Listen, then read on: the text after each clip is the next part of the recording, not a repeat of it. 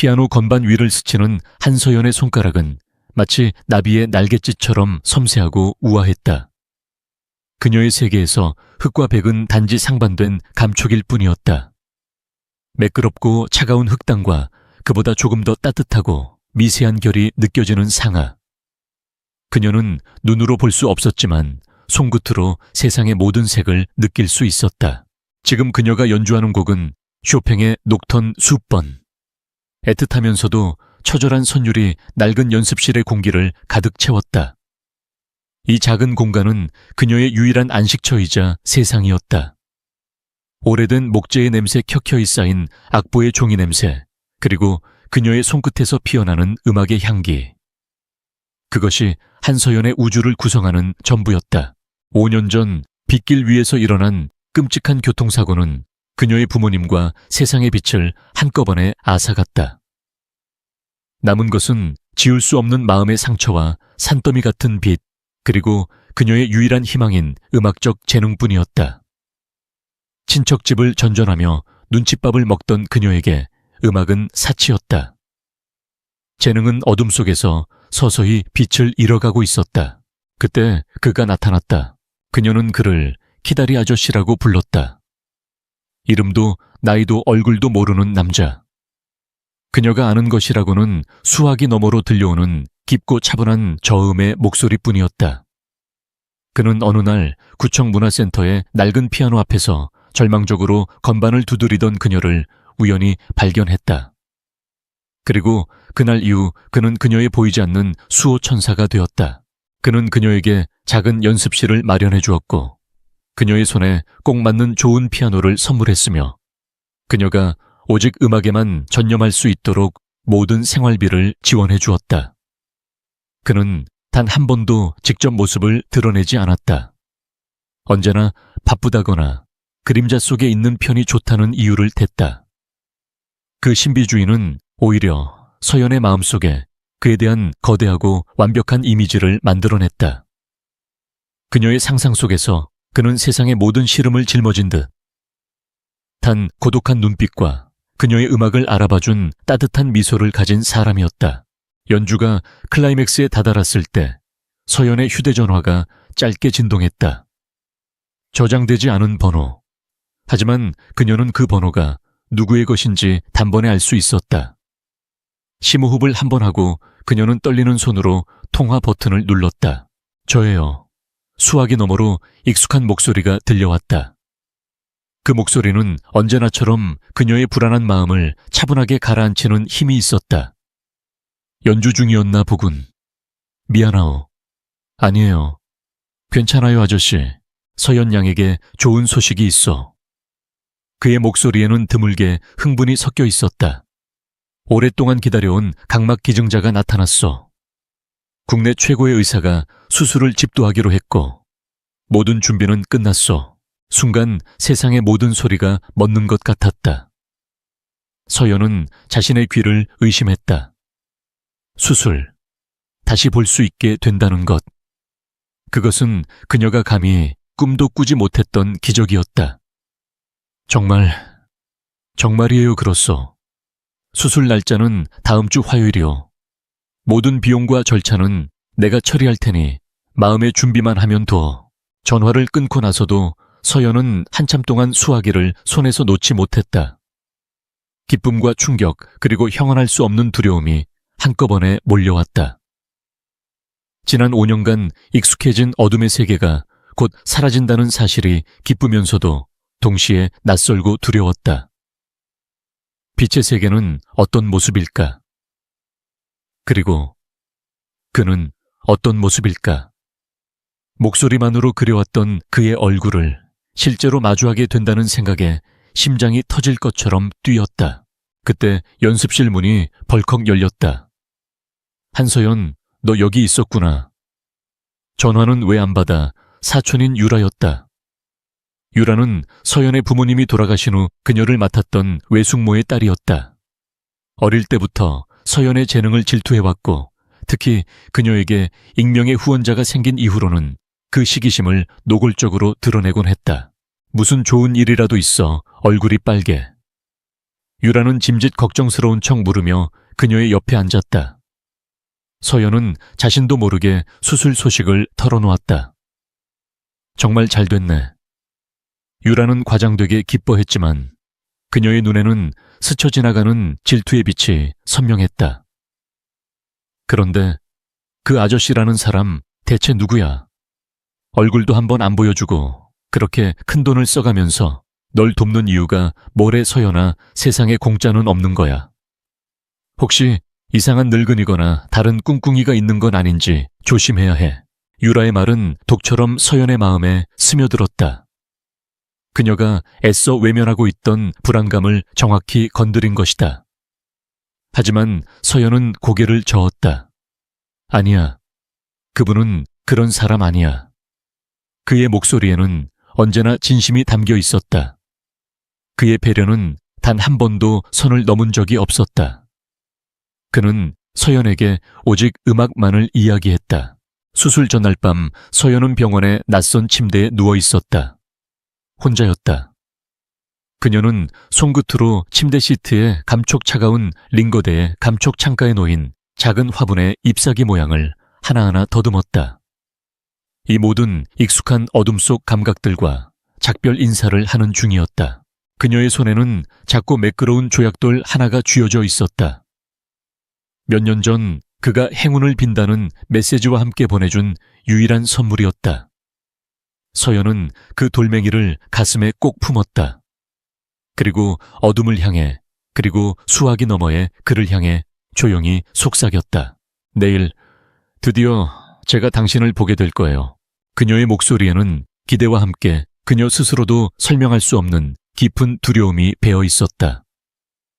그녀는 아직 알지 못했다. 내일 아침 그녀가 마주하게 될 세상은 그녀가 상상했던 것과는 전혀 다른 모습이라는 것을. 그리고 그녀가 그토록 보고 싶어 했던 그 남자의 얼굴은 그녀의 삶 전체를 뒤흔들 거대한 비밀의 시작이 되리라는 것을. 수술실의 차가운 공기와 소독약 냄새, 그리고 자신의 심장 소리. 한서연이 마지막으로 기억하는 어둠 속 세상의 조각들이었다. 마취에서 깨어났을 때 그녀는 두꺼운 붕대로 감싸인 눈의 답답함과 함께 온몸을 전율시키는 거대한 기대감을 느꼈다. 간호사가 들어와 그녀의 상태를 확인했다. 곧이어 주치의가 들어왔다. 의사의 침착하고 전문적인 목소리가 모든 것이 완벽하게 끝났음을 알려주었다. 그리고 마침내 운명의 시간이 왔다. 이제 붕대를 풀겠습니다, 서연 씨. 천천히 눈을 뜨세요. 서연은 마른 침을 삼켰다. 심장이 미친 듯이 뛰었다. 그녀는 방 안에서 느껴지는 또 다른 인기척에 집중했다. 구석에 조용히 서 있는 사람. 분명 그일 것이다. 그녀의 키다리 아저씨. 그녀는 어서 그의 얼굴을 보고 싶었다. 상상 속에서 수만 번도 더 그렸던 따뜻하고 지혜로운 눈빛을 가진 그 남자의 얼굴을 의사의 손이 붕대를 한 겹 한 겹 풀어냈다. 마지막 겹이 떨어져 나가는 순간 그녀는 조심스럽게 눈꺼풀을 들어 올렸다. 믹. 처음에는 눈이 부실 정도로 강렬한 빛의 홍수였다. 곧이어 흐릿했던 시야에 사물의 윤곽과 형태가 수채화처럼 번지기 시작했다. 초점이 맞춰진 첫 번째 대상은 자신의 손을 잡고 있는 따뜻하고 커다란 손이었다. 그녀의 시선은 그 손을 따라 단정한 흰 셔츠 소매를 지나 마침내 한 남자의 얼굴에 닿았다. 그리고 그녀의 세계가 멈췄다. 그곳에는 낯선 남자가 서 있었다. 날카롭고 지적인 눈매, 오똑한 콧날 굳게 다물려 있지만 어딘가 부드러움이 느껴지는 입술. 30대 초반으로 보이는 젊고 강인하며 그리고 완전히 낯선 얼굴이었다. 그녀가 마음속으로 그려왔던 세상새 지친 듯한 40대의 고독한 중년 남자가 아니었다. 거대한 충격에 서연의 머릿속이 하얗게 비었다. 이럴 리가 없어. 이 사람은 그가 아니야. 그때 남자가 입을 열었다. 서연 씨 괜찮아요, 보여요. 그의 목소리. 그것은 모든 것을 무너뜨리는 마지막 일격이었다. 지난 몇 년간 그녀의 영혼을 지탱해 주었던 낮고 안정감 있던 중저음의 목소리가 아니었다. 이 남자의 목소리는 그보다 조금 더 높고 맑았으며 전혀 다른 울림을 가지고 있었다. 완벽한 타인의 목소리였다. 공포가 그녀를 집어삼켰다.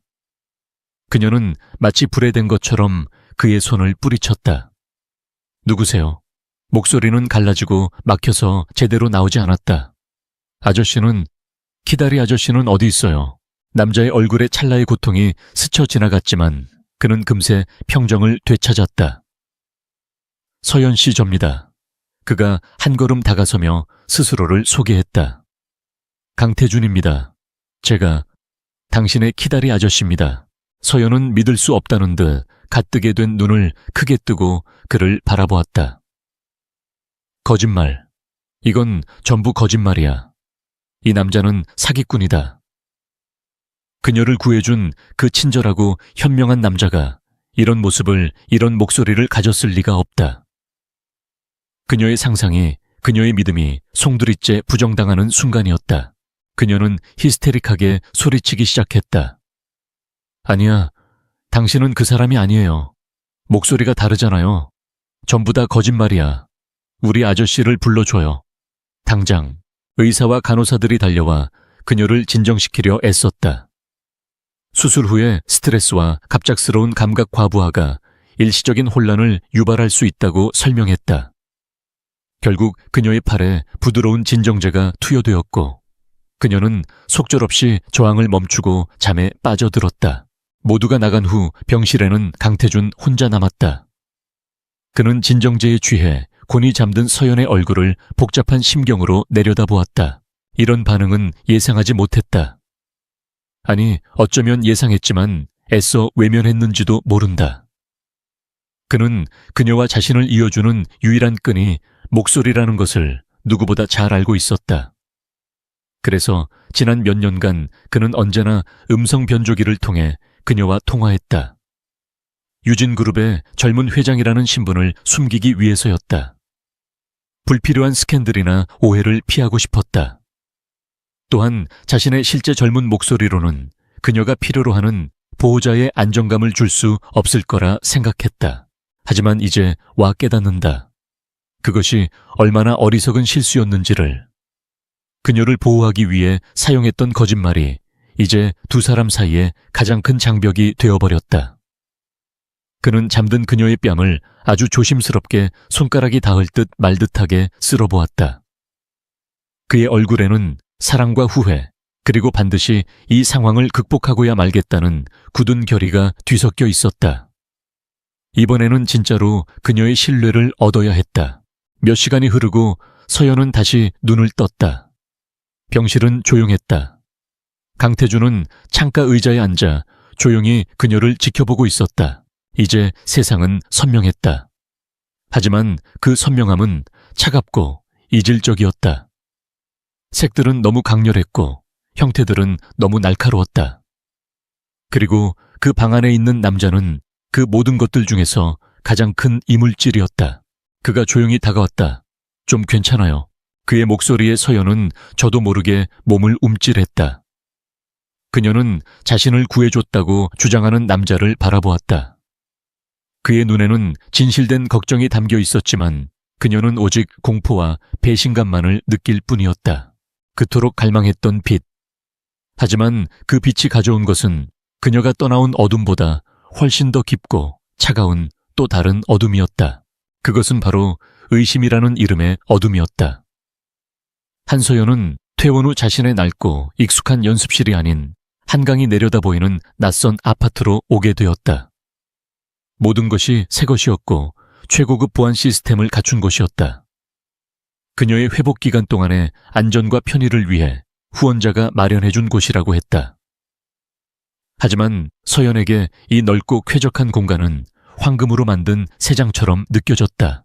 그리고 그 새장에는 강태준이라는 이름의 낯선 남자가 함께 있었다.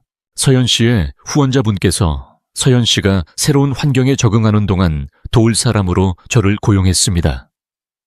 임시 개인 비서라고 생각하시면 됩니다. 그는 자신을 그렇게 소개했다. 키다리 아저씨라는 무게감 있는 칭호 대신 한 걸음 물러나 비서라는 이름표를 단 것이다. 그것은 그녀의 경계심을 풀기 위한 그의 배려였지만 서연에게는 그저 또 다른 가면으로 보일 뿐이었다. 두 사람 사이의 공기는 언제나 팽팽하고 서먹했다. 서연은 필요한 말이 아니면 입을 열지 않았고 그의 시선을 피했다. 그녀는 대부분의 시간을 방 안에서 보내거나 피아노 앞에 앉아 건반을 두드리며 자신만의 세계로 도망쳤다. 음악은 그녀의 유일한 방패이자 탈출구였다. 하지만 그녀의 마음속은 결코 평온하지 않았다. 그녀는 끊임없이 그를 시험하고 그의 정체를 파헤치려 했다. 가장 큰 장벽은 역시 목소리였다. 그녀는 가끔 몰래 예전에 저장해두었던 키다리 아저씨의 음성 메시지를 다시 듣곤 했다. 세월의 깊이가 느껴지는 영혼을 울리는 듯한 그 중저음의 목소리. 그리고 눈앞의 남자 강태준의 맑고 힘있는 목소리. 그 둘은 낮과 밤처럼 달랐다. 이것은 그가 사기꾼이라는 가장 확실한 증거였다. 그런데 이상한 점은 그가 과거의 기억들을 너무나도 정확하게 알고 있다는 것이었다. 작년 콩쿠르 때 무대 뒤에서 많이 긴장했었다면서요. 그때 제가 보낸 조약돌이 힘이 되었다고 하셨죠. 어느 날 저녁 식사 때 그가 무심코 던진 말이었다. 서연은 심장이 멎는 듯했다. 그것은 그녀와 키다리 아저씨 둘만이 아는 비밀스러운 대화였다. 어떻게... 그걸 아세요? 후원자님께 모두 전해 들었습니다. 서연 씨에 관한 것이라면 사소한 것 하나까지도 모두요. 그는 태연하게 대답했다. 하지만 그의 대답은 서연의 의심을 더욱 증폭시킬 뿐이었다. 그녀는 그를 관찰하기 시작했다. 그는 스스로를 비서라고 말했지만 그의 어떤 부분도 비서처럼 보이지 않았다. 가끔 언뜻 보이는 손목시계는 그녀가 잘 모르는 브랜드였지만 한눈에 봐도 최고급품이라는 것을 알 수 있었다. 그는 언제나 절제되어 있지만 완벽하게 몸에 맞는 옷을 입었고 전화를 받을 때는 기업의 중대사를 결정하는 사람처럼 간결하고 권위적인 말투가 튀어나왔다. 저런 남자가 왜 이런 곳에서 자신의 시중을 들고 있는 걸까? 그의 진짜 목적은 무엇일까? 의심은 꼬리에 꼬리를 물고 그녀를 괴롭혔다. 그러던 어느 날 사촌 유라가 새 아파트로 그녀를 찾아왔다. 유라는 현관에 들어서자마자 휘황찬란한 인테리어에 감탄사를 연발했다. 그리고 거실에 서 있는 태준을 보자 그녀의 눈이 가늘어졌다. 와, 서연아. 내 키다리 아저씨가 고용했다는 비서님이야. 엄청 잘생겼네. 근데 비서치고는 너무 젊고 번듯한 거 아니야. 유라는 서연이 잠시 차를 가지러 간 사이 태준에게 다가가 노골적으로 물었다. 솔직히 말해봐요. 당신 정체가 뭐예요? 우리 순진한 서연이한테 뭘 원하는 거죠? 혹시 저 후원자라는 사람이랑 짜고 서연이 재산이라도 노리는 거예요? 그녀는 자신의 욕망을 투사하여 오히려 태준을 돈을 노리고 접근한 사기꾼으로 몰아갔다. 태준은 유라의 무례한 질문에 눈 하나 깜짝하지 않고 차갑고 사무적인 미소로 대꾸했다. 제 업무는 한서연 씨를 보좌하는 것뿐입니다. 그 외의 질문에는 답해드릴 의무가 없습니다. 그의 냉정한 태도에 유라는 더욱 분개했고 서연에게 돌아와 의심의 불씨를 더욱 키웠다. 거봐 서연아, 저 사람 뭔가 숨기는 게 틀림없어. 내가 널 위해서라도 저 사람 뒷조사를 꼭 해봐야겠어.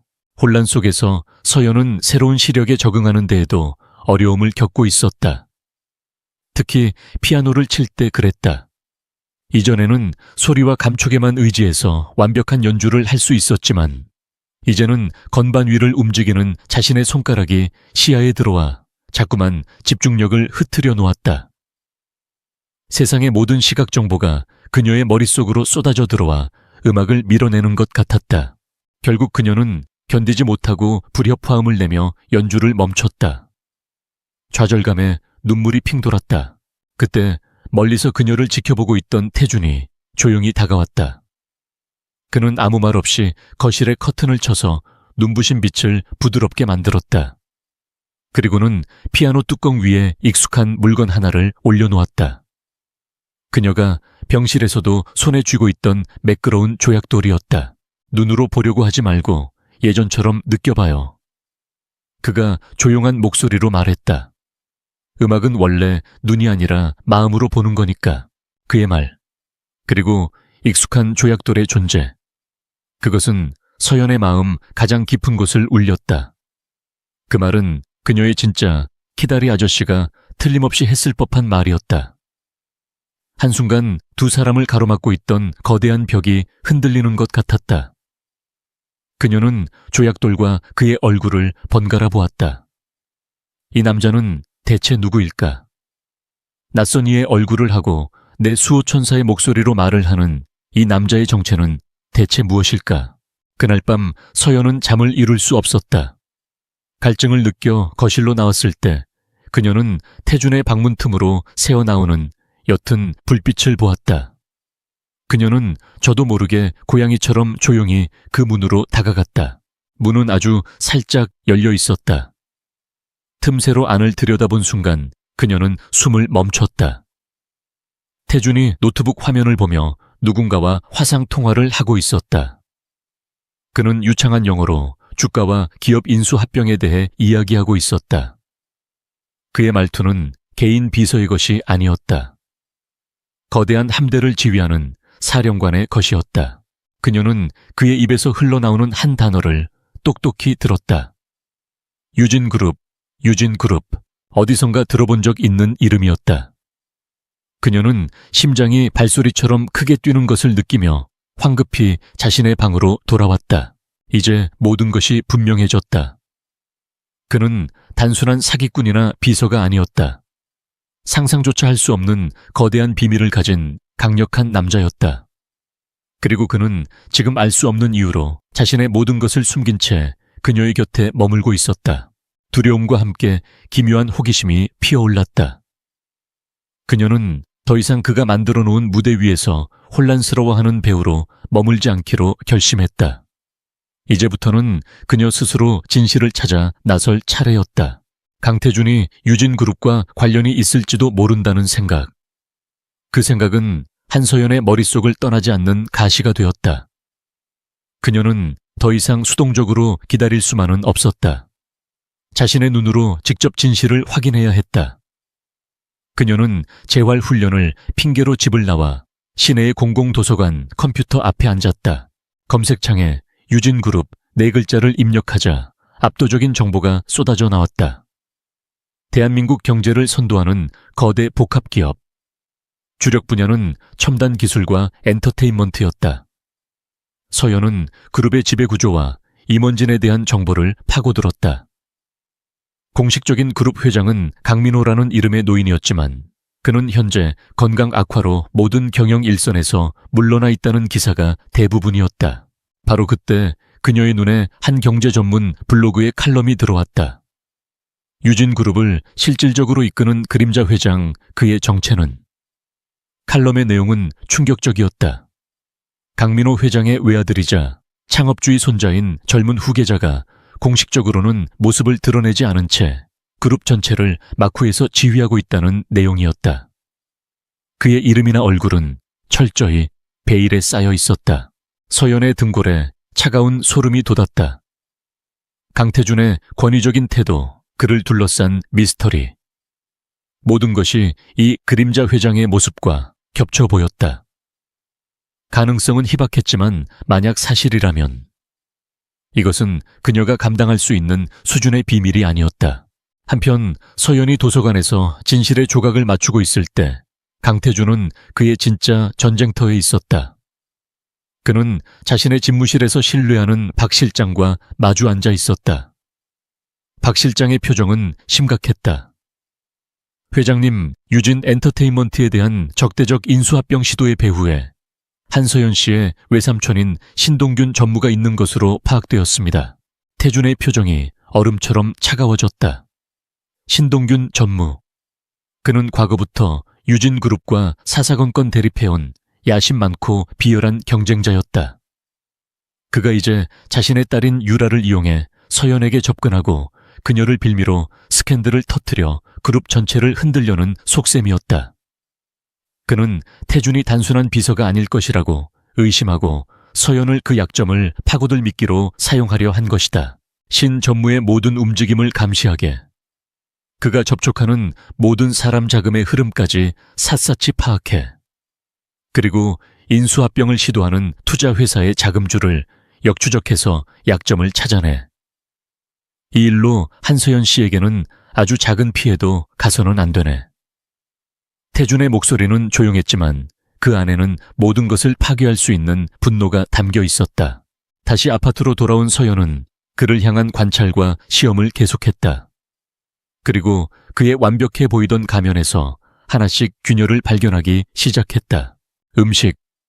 그는 종종 최고급 레스토랑에서 음식을 포장해왔지만 포장 용기는 언제나 출처를 알 수 없는 평범한 것이었다.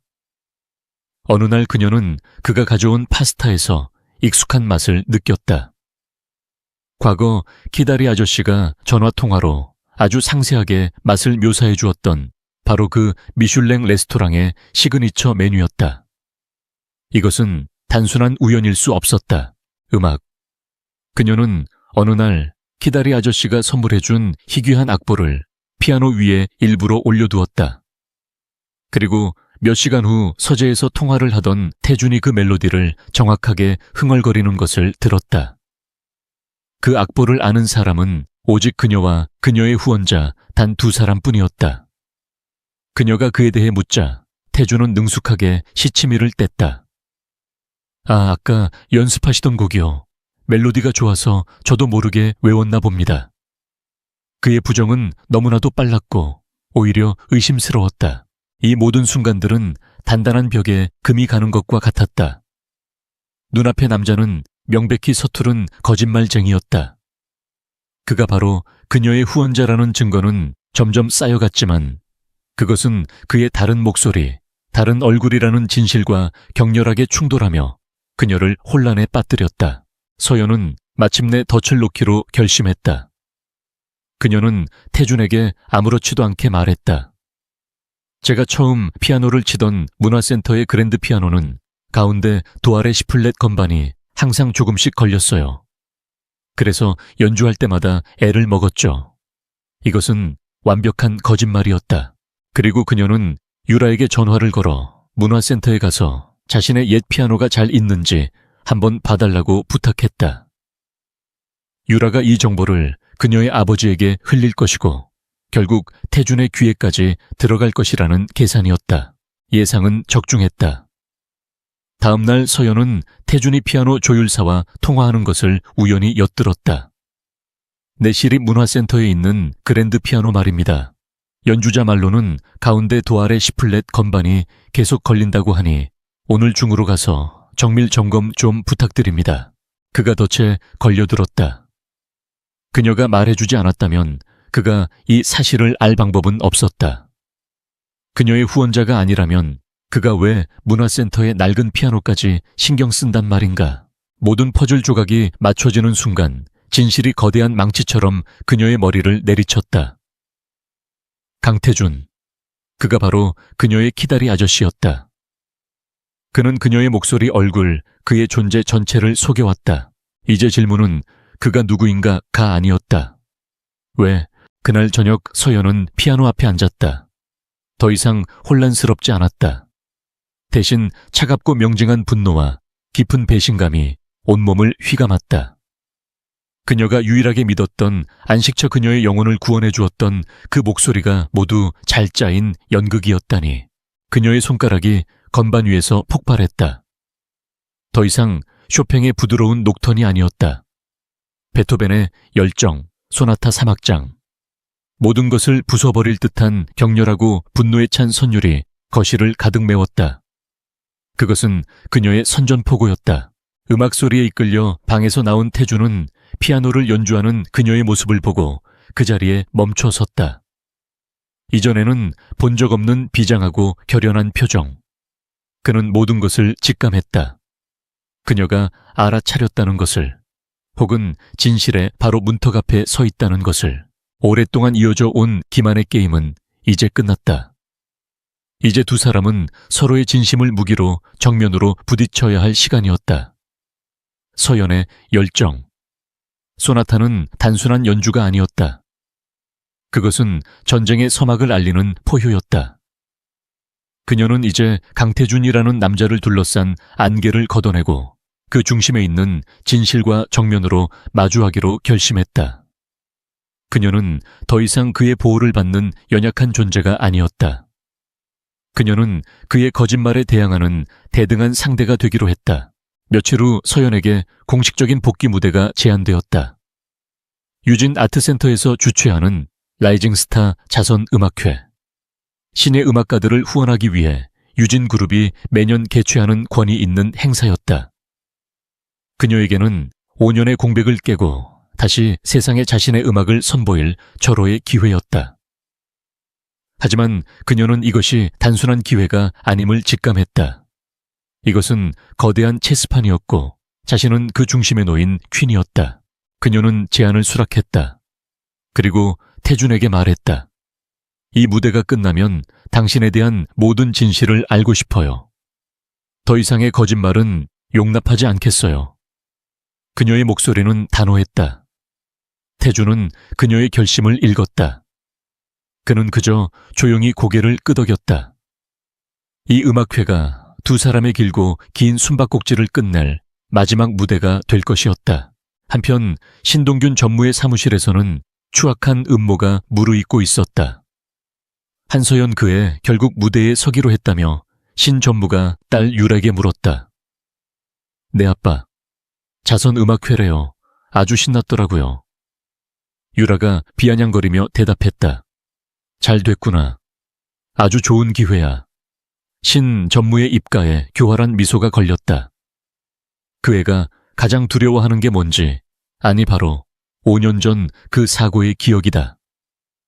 무대 위에서 모든 스포트라이트 앞에서 그 끔찍한 기억을 다시 한번 상기시켜주는 거지. 그러면 아무리 천재라도 무너질 수밖에 없어. 그의 계획은 잔인했다. 그는 방송실 담당자를 매수해 서연의 연주가 클라이맥스에 다다르는 순간 무대 뒤 대형 스크린에 5년 전 그녀의 사고 현장 사진과 관련 뉴스 기사들을 띄울 계획이었다. 그리고 동시에 사고 당시의 앰뷸런스 사이렌 소리와 차가 충돌하는 굉음을 음향 효과로 내보낼 작전이었다. 그것은 그녀의 영혼을 공개적으로 살해하려는 시도나 다름없었다. 음악회 당일 대기실의 공기는 팽팽한 긴장감으로 가득했다. 서연은 하얀 드레스를 입고 피아노 앞에 앉아 조용히 눈을 감고 있었다. 태준은 그런 그녀의 곁을 묵묵히 지켰다. 그는 이미 신동균의 계략을 눈치채고 있었다. 박 실장을 통해 입수한 정보는 그의 예상을 확신으로 바꿔주었다. 그는 모든 대비를 마친 상태였다. 괜찮겠어요. 태준이 조심스럽게 물었다. 걱정 마세요. 이건 제 싸움이니까요. 서연은 눈을 뜨고 그를 바라보았다. 그녀의 눈빛은 흔들림 없었다. 마침내 그녀의 차례가 되었다. 서연은 무대 중앙으로 걸어 나갔다. 수많은 관객들의 시선이 그녀에게로 쏠렸다. 그녀는 깊이 숨을 들이쉬고 피아노 앞에 앉아 건반 위에 손을 올렸다. 첫 음이 울려 퍼지는 순간 객석은 완벽한 침묵에 잠겼다. 그녀가 선택한 곡은 리스트의 라 캠파넬라. 종소리를 형상화한 눈부시게 화려하고 극적인 기교를 요구하는 곡이었다. 그것은 어둠 속에서 빛을 향해 나아가는 자신의 투쟁을 표현하는 듯했다. 그녀의 손가락이 건반 위에서 춤을 추었고 수정처럼 맑고 영롱한 소리가 콘서트홀을 가득 채웠다. 무대 뒤편에서 강태준은 서연의 연주를 지켜보고 있었다. 그는 손에 든 소형 무정기를 통해 박 실장에게 조용히 명령을 내렸다. 지금부터 플랜 C를 가동한다. 방송실과 음향실을 장악해. 신동균 쪽 사람이 어떤 버튼 하나도 누르지 못하게 막아. 물리적인 저항이 있을 경우 즉시 제압하도록. 그의 목소리는 얼음처럼 차가웠다. 연주는 절정을 향해 치닫고 있었다. 바로 그때였다. 신동균에게 매수된 방송실 직원이 몰래 준비해둔 USB를 컴퓨터에 꽂으려는 순간 건장한 남자들이 문을 부수고 들어와 그를 덮쳤다. 동시에 음향실에서도 비슷한 상황이 벌어졌다. 모든 것은 단 몇 초 만에 소리 없이 제압되었다. 하지만 신동균의 음모는 거기서 그치지 않았다. 그는 무대 장치에도 손을 써두었던 것이다. 서연의 연주가 가장 격렬해지는 마지막 부분. 갑자기 무대 위의 조명 하나가 펑 하는 소리와 함께 터지며 불꽃을 튀겼다. 그리고 그 조명이 서연의 머리 위로 떨어지기 시작했다. 객석에서 비명이 터져 나왔다. 서연은 눈앞에서 벌어지는 상황을 보면서도 본능적으로 몸을 피하는 대신 연주를 멈추지 않았다. 음악을 멈추는 순간 모든 것이 끝장이라는 것을 직감했기 때문이었다. 바로 그 순간 무대 뒤편에 있던 강태준이 총알처럼 튀어나갔다. 사람들의 눈에는 그가 마치 공간을 뛰어넘는 것처럼 보였다. 그는 피아노를 향해 몸을 날려 떨어지는 조명기구로부터 서연을 감싸 안았다. 쾅 하는 굉음과 함께 조명이 피아노 바로 옆 바닥으로 떨어져 박살이 났다. 서연의 마지막 음이 굉음과 함께 울려 퍼졌다. 그리고 정적, 모든 관객들이 기립하여 경악과 감탄이 뒤섞인 박수를 보냈다. 서연은 태준의 품에 안겨 가쁘게 숨을 몰아쉬었다. 그의 심장 소리가 그녀의 귓가에 천둥처럼 울렸다. 그녀는 고개를 들어 그를 보았다. 그의 팔에서는 조명 파편에 긁힌 상처에서 피가 흐르고 있었다. 하지만 그는 아랑곳하지 않고 오직 그녀의 안전만을 확인하고 있었다. 괜찮아요. 다친 데는 없어요. 이것은 개인 비서의 행동이 아니었다. 목숨을 걸고 한 여자를 지키려는 남자의 행동이었다. 그리고 그가 보여준 초인적인 순발력과 결단력. 그것은 평범한 사람이 가질 수 있는 것이 아니었다. 태준은 서연을 부축해 일으켜 세우고는 객석을 향해 아무 일도 없었다는 듯 정중하게 고개를 숙였다. 그리고는 서연을 데리고 무대 뒤로 퇴장했다. 혼란에 빠진 객석 뒤편에서는 경호원들에게 붙들려 끌려나가는 신동균 전무의 비명소리가 희미하게 들려왔다. 대기실로 돌아온 후에도 서연은 충격에서 벗어나지 못했다. 그녀는 피가 흐르는 그의 팔을 붙잡고 가방에서 손수건을 꺼내 서투르게 지혈을 시도했다. 왜 이런 짓까지 하는 거예요? 그녀의 목소리가 떨렸다. 태준은 대답 대신 그녀의 뺨에 흐르는 눈물을 부드럽게 닦아주었다. 말했잖아요. 당신을 지키는 게 내 일이라고. 그 순간 서연은 깨달았다. 그가 숨긴 것은 단순한 신분이나 재산이 아니었다. 그것은 그녀를 향한 상상을 초월할 만큼 깊고 절대적인 사랑이었다.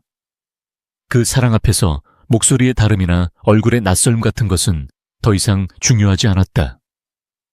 그녀의 심장이 그의 진심을 먼저 알아보고 있었다. 그녀를 둘러싼 마지막 의심의 벽이 완전히 허물어져 내렸다. 이제 남은 것은 오직 하나의 질문뿐이었다. 당신은 대체 나를 위해 어디까지 할 수 있는 사람인가요? 음악회에서의 사고는 무대 조명 장치의 오작동으로 서둘러 일단락되었다. 한서연은 비운의 천재 피아니스트에서 끔찍한 사고를 딛고 성공적으로 복귀한 불굴의 아이콘이 되었다. 그리고 그녀의 곁에는 용감한 비서 강태준이 있었다. 언론은 그들의 드라마 같은 이야기에 열광했다. 하지만 그 화려한 스포트라이트 뒤편에서는 모든 것을 잃은 신동균이 독을 품고 있었다. 그는 자신의 인맥을 총동원해 증거 불충분으로 풀려났지만 그의 명예와 경력은 이미 바닥에 떨어진 후였다. 그는 이 모든 것이 강태준과 한서연의 계략이라고 확신했고 자살 공격과도 같은 마지막 방역을 준비했다. 그의 무대는 유진그룹이 차기 핵심 사업을 발표하는 BBIP 기자회견장이었다. 그룹의 미래가 걸린 대한민국 전체가 주목하는 그 자리. 한서연은 유진문화재단의 새로운 얼굴로서 특별 게스트로 초청되었다. 태준 역시 그녀의 비서 자격으로 동행했다. 기자회견은 순조롭게 진행되고 있었다. 유진그룹의 수석 부사장이 무대 위에서 그룹의 청사진을 발표하고 있을 때였다. 회견장 문이 거칠게 열리고 신동균이 그를 따르는 몇몇 기자들과 함께 난입했다. 그는 경호원들의 저지를 뿌리치고 기자석의 마이크 하나를 빼앗아 들고 무대 위로 뛰어 올라갔다. 여러분, 이 위선적인 쇼를 멈추십시오. 신동균의 고함의 회견장은 순식간에 아수라장이 되었다. 카메라 플래시가 터지고 모든 사람들의 시선이 그에게로 쏠렸다. 그는 손에 든 서류 뭉치를 허공에 흔들며 외쳤다. 여러분은 지금 속고 있는 겁니다. 저기 앉아있는 강태준이라는 저 남자는 한서연 씨의 비서가 아닙니다. 그는 자신의 진짜 정체를 숨기고 눈먼 소녀에게 의도적으로 접근한 파렴치한 사기꾼입니다. 웅성거림이 파도처럼 번져나갔다. 신동균은 서류를 기자들에게 던지며 말을 이었다. 이 서류를 보십시오. 저 자가 음성 변조까지 사용하며 몇 년간 한서연을 기만해온 증거입니다. 그는 앞 못 보는 순진한 소녀를 이용하여 자신의 뒤틀린 욕망을 채우려 한 비열한 포식자란 말입니다. 그는 이제 서연을 향해 손가락질했다. 그리고 한서연 당신도 공범이야. 저 남자의 부와 권력을 보고 영혼을 팔아넘긴 거 아니냐. 세상의 모든 비난과 의심이 두 사람에게로 향했다. 서연은 입술을 깨물었다. 하지만 이번에는 두렵지 않았다. 그녀의 옆에는 세상 그 누구보다 강한 남자가 앉아 있었으니까. 경호원들이 신동균을 제압하려 움직이는 순간 태준이 자리에서 일어났다. 그는 조용히 손을 들어 경호원들을 제지했다. 그리고는 무대가 아닌 자신이 서 있는 그 자리에서 입을 열었다. 그의 진짜 목소리가 회견장의 최고급 음향 시스템을 통해 장내에 명료하게 울려 퍼졌다. 신동균 전무의 말은 일부 사실입니다. 그 한마디에 회견장의 모든 소음이 거짓말처럼 멎었다. 충격적인 시인이었다. 태준은 말을 이었다. 저는 한서연 씨에게 제 목소리를 속여왔습니다. 그리고 제 진짜 신분을 숨겨왔습니다. 그는 천천히 무대를 향해 걸어갔다. 그가 걷는 길을 따라 모든 시선이 움직였다. 그가 무대 계단을 오르는 순간 그의 뒤편에 있던 거대한 스크린의 화면이 바뀌었다. 유진그룹의 로고가 사라지고 그의 얼굴이 고화질로 클로즈업 되었다. 그리고 그 옆으로 선명한 글자가 나타났다. 유진그룹 회장 강태준. 회견장에 있던 모든 사람들이 숨을 삼켰다. 전설처럼 떠돌던 그림자 회장이 마침내 자신의 모습을 드러내는 역사적인 순간이었다. 기자들은 넋을 잃고 셔터만 눌러댔다. 태준은 경악으로 굳어버린 신동균의 손에서 마이크를 건네받았다. 그의 시선은 객석에 앉아있는 서연에게로 향했다. 그의 눈에는 깊은 미안함과 흔들림 없는 사랑이 담겨 있었다. 제가 신분을 숨긴 이유는 유진그룹의 회장이라는 타이틀이 아니라 한 남자로서 그녀의 곁에 서고 싶었기 때문입니다. 그녀의 재능을, 그녀의 영혼을 아무런 편견 없이 지켜주고 싶었기 때문입니다. 그의 진심 어린 고백에 장내는 숙연해졌다. 그는 이제 시선을 신동균에게로 돌렸다. 하지만 신동균 전무가 말하지 않은 진실도 있습니다. 스크린 화면이 다시 한번 바뀌었다.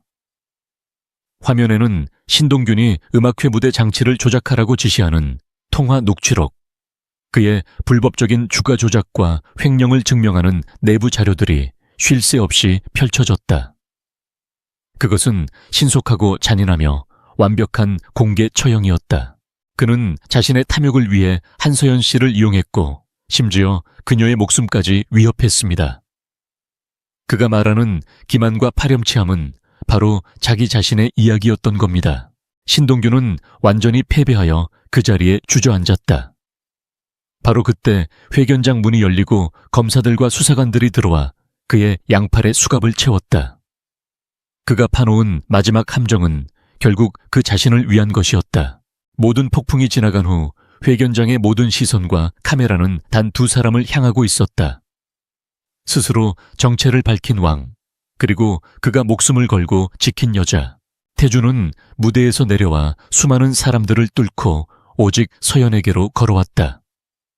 그녀는 그 자리에 서서 이제 모든 것을 볼 수 있게 된 눈으로 그를 담았다. 퍼즐의 마지막 조각이 맞춰지는 순간이었다. 그를 둘러싼 모든 의문과 오해가 그가 그녀를 얼마나 깊이 사랑했는지를 증명하는 증거가 되어 심장에 박혔다. 태주는 수백 개의 카메라 앞 그녀의 바로 앞에 멈춰 섰다. 서연 씨, 미안합니다. 처음부터 솔직하지 못해서. 그의 목소리가 부드럽게 그녀의 귓가에 내려앉았다. 하지만 당신을 향한 내 마음은 단 한순간도 거짓인 적이 없었어. 그는 세상을 향해 자신의 모든 것을 드러냈고 이제 그녀의 마지막 판결을 기다리고 있었다. 그가 그녀를 지키기 위해 일으킨 폭풍의 고요한 눈 속에서 두 사람은 서로를 마주보고 서 있었다. 기자회견장의 모든 소음과 불빛 속에서 강태주는 오직 한 사람만을 보고 있었다. 박 실장을 비롯한 경호팀이 그들 주위로 단단한 벽을 만들었고 두 사람은 마침내 혼란의 중심에서 빠져나올 수 있었다. 태주는 그녀를 화려한 아파트가 아닌 도시의 야경이 한눈에 내려다 보이는 조용한 개인 스튜디오로 데려갔다. 그곳은 희귀한 악기들과 수많은 악보들로 가득 차 있는 유진그룹의 회장이 아닌 오직 음악을 사랑하는 남자 강태준만의 비밀스러운 공간이었다. 마침내 단둘이 남게 된 두 사람 사이에는 무겁고도 간절한 침묵이 흘렀다.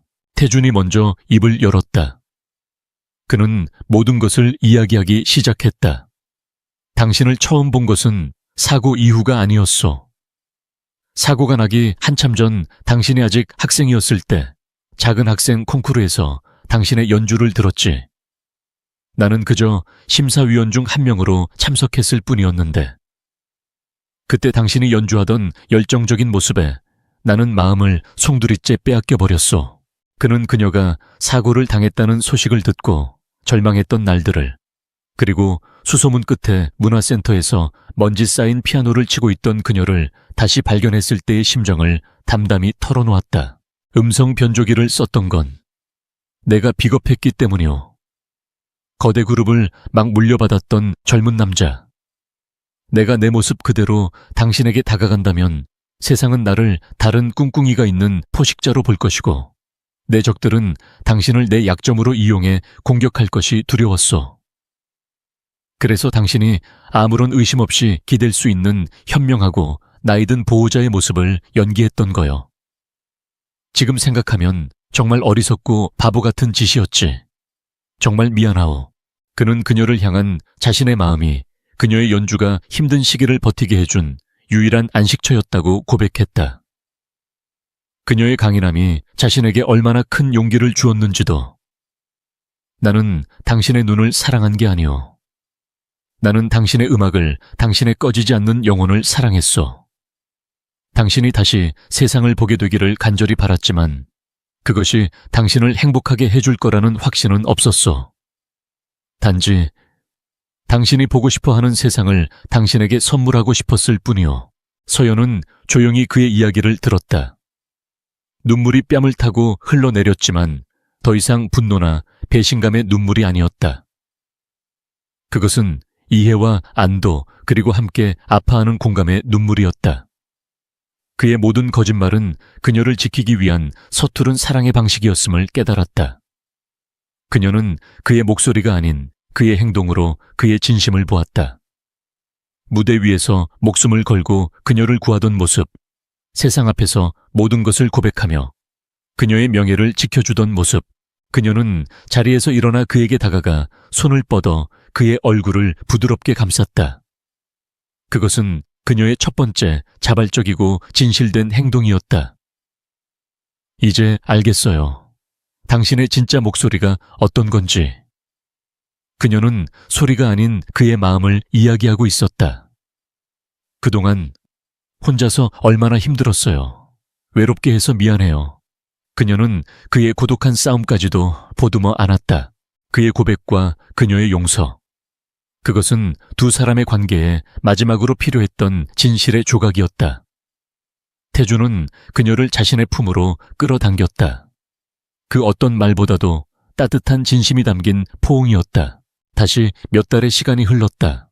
강태준과 한서연은 세상을 떠들썩하게 한 커플이 되었지만 그들은 철저하게 자신들의 사생활을 지켰다.